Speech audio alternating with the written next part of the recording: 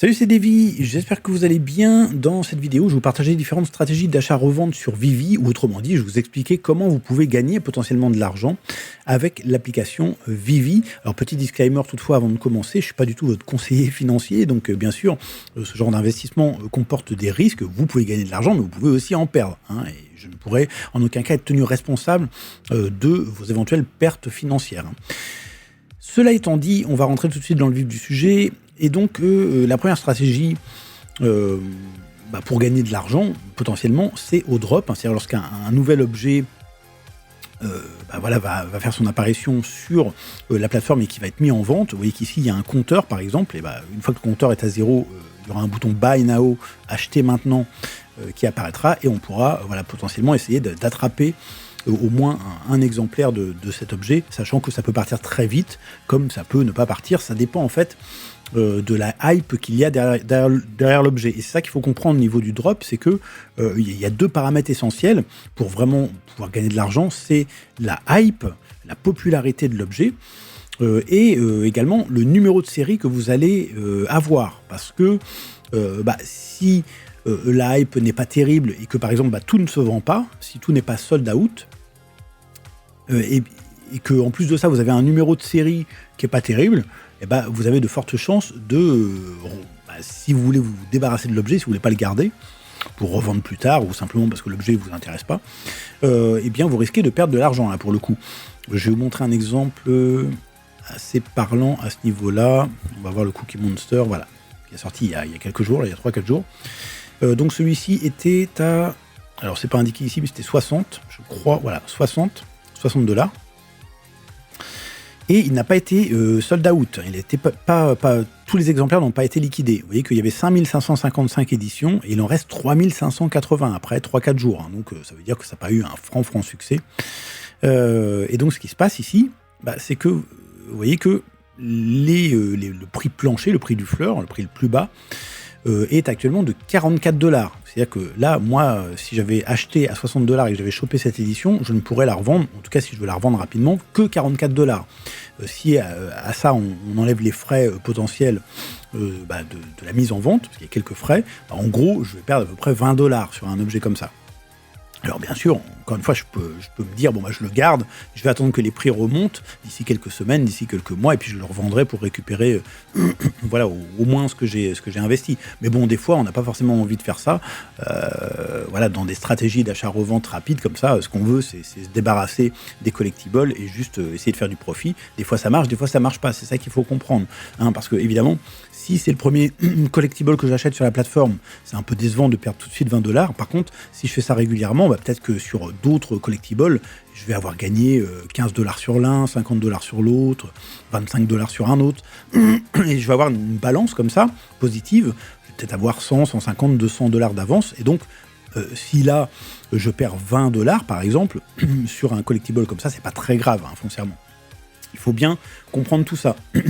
En tout cas, il est clair que ces deux paramètres sont essentiels, vraiment, lorsque vous voulez faire de l'achat-revente rapide au niveau du drop, la hype et le numéro de série, parce que, évidemment, c'est pas du tout la même chose si vous attrapez le numéro 44, par exemple. Là, vous allez pouvoir le revendre beaucoup plus cher et faire un profit intéressant. Peu importe que l'objet soit sold out ou pas. S'il est sold out, si tous les exemplaires ont été vendus et qu'il y a une grosse hype derrière, bien évidemment, ce qui va se passer, c'est que le prix sera beaucoup plus important que, par exemple, ce qui est envisageable ici. Bon, là, lui, il est un peu abusé, la 550, quand on voit les autres prix. Je pense qu'ici, on devrait être plutôt aux alentours des 350, 400 peut-être. Mais voilà, si jamais l'objet a une grosse hype et que tout est vendu, vous pouvez vendre avec des prix assez élevés. Donc voilà, ça c'est pour la stratégie au niveau du drop. Ensuite, vous avez la stratégie au niveau du marché, c'est-à-dire que dans le cas où justement l'objet est sold out, tiens, on va en prendre un autre là. On va prendre par exemple un des Platinum Moments là, qui vient de sortir au moment où je fais cette vidéo, par exemple le Dumbo. Pardon. Donc, acheter au marché, il y a deux possibilités, soit vous achetez vraiment tout de suite après le drop, soit vous achetez un petit peu plus tard au marché. Ce qu'il faut comprendre, c'est que si vous achetez tout de suite après le drop, c'est-à-dire que bah voilà, l'objet a une belle popularité et puis tout se vend, hein, en 10 secondes tout est vendu. Donc ce qui va se passer, c'est que les gens vont mettre leur exemplaire au fur et à mesure et donc vous pouvez guetter un petit peu ce qui se passe en direct et essayer de choper de bonnes affaires. Parce qu'on peut arriver lorsque, voilà, c'est vraiment tout de suite après le drop, on peut arriver à dénicher des mints intéressants, hein, des numéros d'édition très intéressants à des prix voilà, assez bas, ce qui permet soit de les revendre rapidement, soit de faire de meilleurs profits si on les revend un petit peu plus tard. Après, il y a aussi la possibilité d'acheter au marché, voilà, je peux l'acheter dans 15 jours, ce Dumbo, mais peut-être que j'aurai pas les mêmes prix que j'aurais eu juste après le drop au marché. Hein, c'est ça qu'il faut comprendre. Ça ne veut pas dire qu'on ne peut pas faire de bonnes affaires aussi, il y en a aussi de temps en temps, mais il y en aura peut-être un petit peu moins.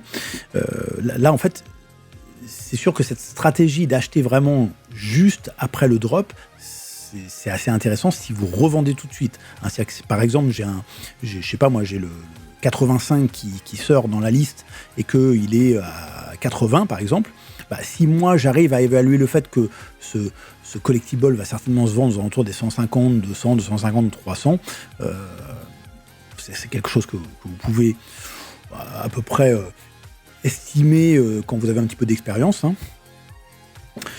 Parce que c'est assez redondant en fonction du nombre d'exemplaires, en fonction de la popularité de l'objet, en fonction de sa rareté, tout ça. Bon, il y a des critères qui font qu'on peut arriver à peu près à estimer le prix potentiel de l'objet à un instant T.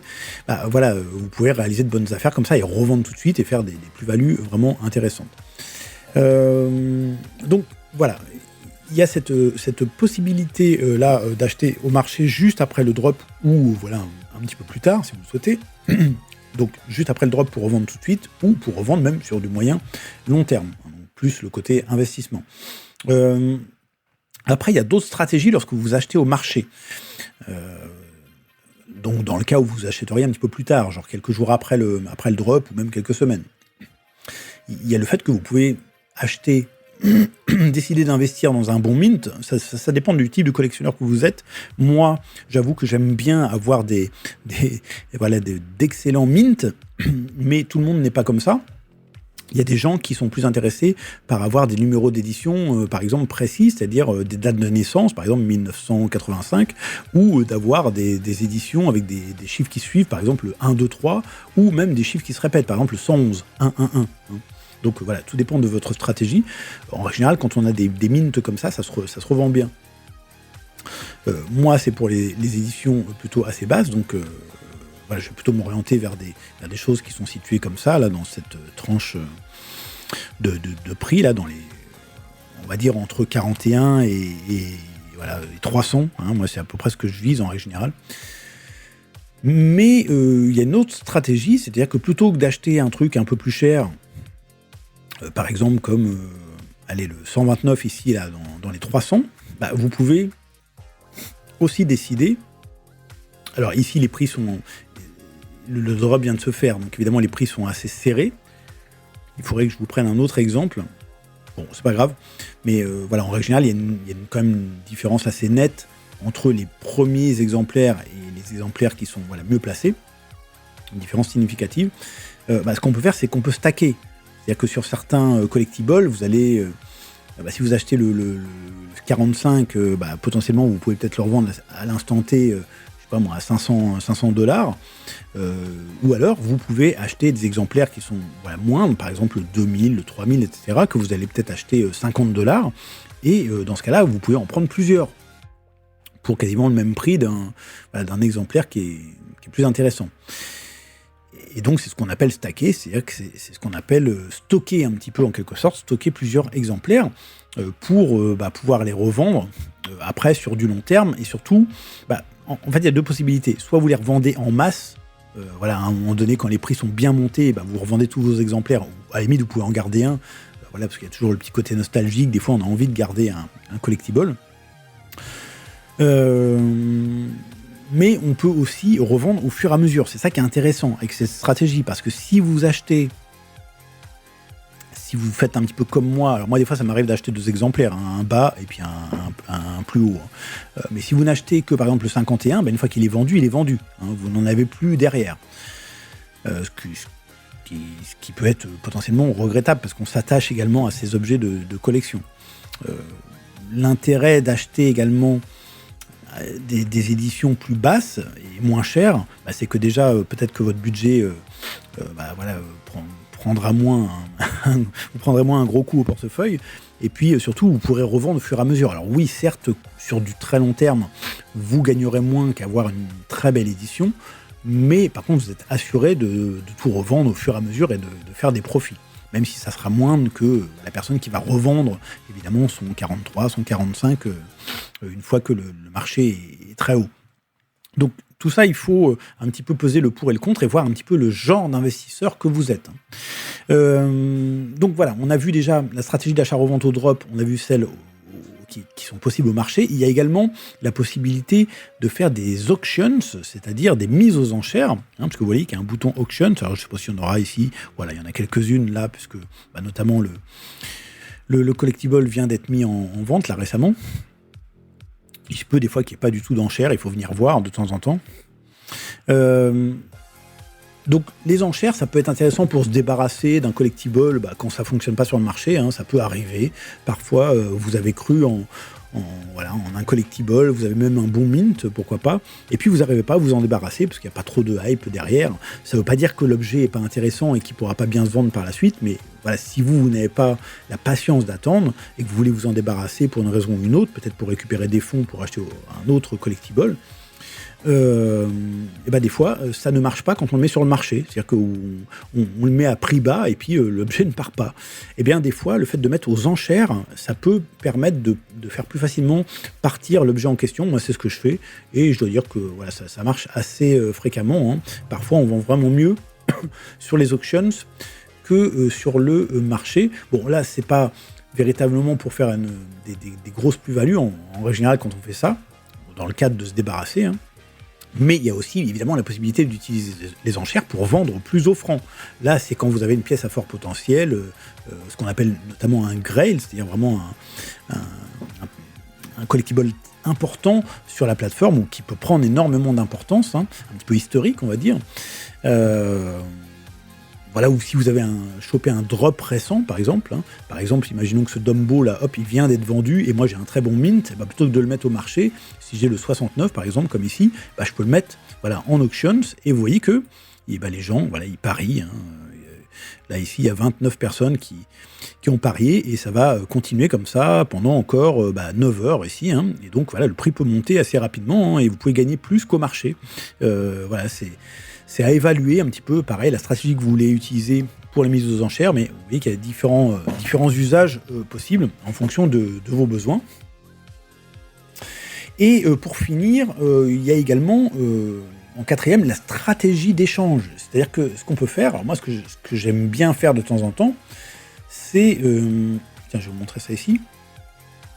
J'avais ce numéro 79 sur ce Running Kiss, qui est un personnage que j'aime bien parce que l'animation est sympa, puis j'aime bien le design, et en plus c'est un personnage qui est lié à une marque qui est assez connue, X-Large, enfin qui n'est pas forcément connue chez nous en Europe, mais voilà, c'est connu aux États-Unis, je crois que c'est connu également en Asie, bon bref, un personnage que j'aime bien, voilà, j'avais acheté le 79 et j'ai remarqué après qu'il y avait une bonne opportunité, puisqu'il y avait également le 43 qui était disponible pour pas très cher. Et donc, dans ces cas-là, ce que vous pouvez faire comme moi, c'est-à-dire que vous achetez l'édition qui vous intéresse, pour éviter que, évidemment, quelqu'un d'autre la prenne avant vous, et puis vous remettez en vente, tout simplement, l'autre édition que vous avez. Alors, attention, évidemment, il ne faut pas avoir forcément besoin de l'argent tout de suite, parce que ça peut se vendre rapidement, comme ça peut prendre un petit peu de temps. Moi, je ne suis pas spécialement pressé, mais si vous êtes pressé de récupérer vos sous assez rapidement, voilà, il faut faire attention à ce genre de stratégie, parce que ça peut prendre un petit peu de temps. Et ce qui est intéressant, c'est qu'on peut même gagner des fois sur la revente du premier objet, ce qui est potentiellement le cas si je le vends au prix que je veux, puisque le 79, je ne l'avais vraiment pas acheté cher, et donc je vais peut-être gagner peut-être $20, quelque chose comme ça dessus. Et en plus de ça, j'aurais chopé le 43, et du coup, si je gagne $20, ça me fera $20 que j'aurais payé en moins sur le 43, qui était déjà pas cher. Bon, vous voyez un petit peu l'idée, c'est une sorte de flip. on achète un collectible qu'on a déjà, mais dans une meilleure édition, et on revend l'ancien. Et puis, dernière possibilité, alors je ne peux pas vous montrer ça forcément ici, quoique si, il y a une façon de faire, mais ça serait plutôt sur mobile. Je vous rappelle que sur mobile, il y a des fonctionnalités supplémentaires, par exemple notamment la fonctionnalité feed, le réseau social. Ce qui est intéressant, c'est que vous pouvez, dans ce réseau social sur mobile, vous pouvez contacter quelqu'un. C'est-à-dire que lorsque vous voyez, par exemple, tiens, je vais prendre n'importe quel, on va prendre ça, on va aller, non, justement, j'aurais pas dû aller là. On va prendre celui-ci. Voilà, il faut que j'ai la liste. Voilà, c'est pareil, décidément. Sinon, je vais aller sur le marché. Tiens, voilà, ici. Je vais avoir accès à la liste directe. Voilà. Donc ici, vous voyez qu'il y a les noms des utilisateurs qui vendent leur exemplaire. Ce que vous pouvez faire, c'est vous notez le nom. Voilà, Enoy22, donc avec un E majuscule, Enoy22. Et ensuite, sur mobile, vous allez dans le feed et vous créez un nouveau post et vous faites @, c'est-à-dire que vous allez citer la personne, @Enoy22, et vous pouvez faire de la négociation. C'est-à-dire que il y a deux possibilités. Soit vous faites un échange avec un autre de vos collectibles, donc ce qui peut être intéressant, alors peut-être pas pécuniairement, là pour le coup, vous n'allez peut-être pas forcément faire, en tout cas tout de suite, un bénéfice, puisque vous allez faire un échange qui est équitable, bien évidemment, mais ça peut être intéressant par la suite, si vous estimez que son personnage est plus intéressant que celui dont vous voulez vous débarrasser, ça peut quand même vous permettre de faire une plus-value. Mais vous pouvez aussi contacter quelqu'un qui a un item qui vous intéresse, lui faire baisser le prix, et puis revendre l'objet plus cher, soit immédiatement, soit sur du moyen ou long terme. Moi, c'est ce que je fais de temps en temps. J'ai fait des bonnes affaires comme ça. Il ne faut pas hésiter à négocier. Et donc, on pourrait très bien contacter cette personne, aller sur le feed, et faire un @Enoy22 et lui dire fais-moi ton Mickey Mouse 2454 à $45, par exemple. Bon, évidemment, en général, quand on négocie ce genre de truc, c'est plus sur des mines un petit peu plus élevées. Mais vous comprenez un petit peu l'idée. Voilà, on a fait le tour un petit peu de ces différentes stratégies d'achat-revente. J'espère que c'est clair. Si ce n'est pas le cas, n'hésitez pas à m'en parler dans la section des commentaires, puis j'essaierai de vous clarifier ça. Donc on a vu 4 stratégies. On a vu au drop, on a vu au marché, on a vu en auction, c'est-à-dire en mise aux enchères, et les stratégies d'échange. J'espère que tout ça vous sera profitable, que ça vous permettra de réaliser de bonnes affaires sur l'application Vivi. En tout cas, si vous avez apprécié cette vidéo, je vous invite à la liker et à la partager tout autour de vous, notamment à vos amis sur vos réseaux sociaux. Si vous avez des questions, comme d'habitude, vous pouvez m'en faire part dans la section des commentaires située juste en dessous. N'hésitez pas à me dire si ce genre de vidéo également vous plaît. Et quant à moi, je vous retrouve très bientôt pour un prochain tuto. Et d'ici là, portez-vous bien les amis. Ciao, ciao.